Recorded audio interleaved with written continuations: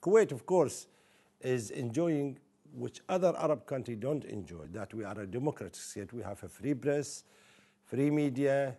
I mean, you have a parliament.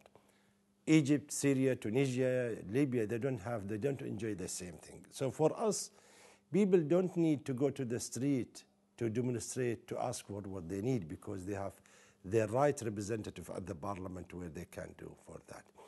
Let me tell you something. I hope that I can be optimistic, but I'm going to be optimistic only in 3 conditions. First, we have to stop, freeze any rise in salaries and wages. Second, we have to give more role for the private sector. If you look to the history of the state of Kuwait, the best part and the best years when the private sector role was greater than the government. In the 90s, after the liberation of Kuwait, when the public sector came to take more and more role, growth, corruption increased.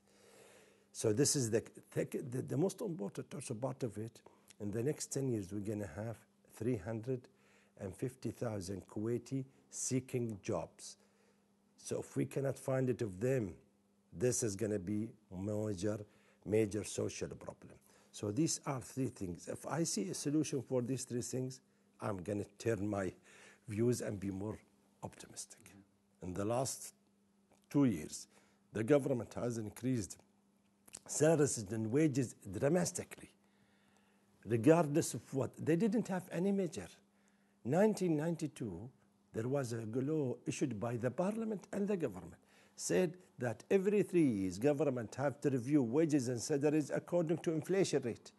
If the government and the parliament were abide by that law, things would have been totally changed. And I don't think we will have that high level of salaries and wages. Now, government, and unfortunately by the pressure from the parliament and demonstration in the street, you see government increase salaries. Even now, we are sitting there thinking of increasing the salaries and wages by next month when we're going to have a new parliament.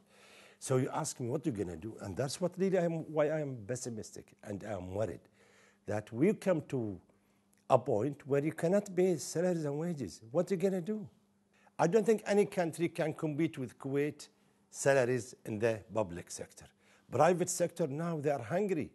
They like to get the Kuwaitis, they like to get the graduate to work with them, but they cannot, because they cannot compete with the government salary. In the past, contrary to that, we see movement from public sector to private sector. And this is actually one of the target of the 5-year plan.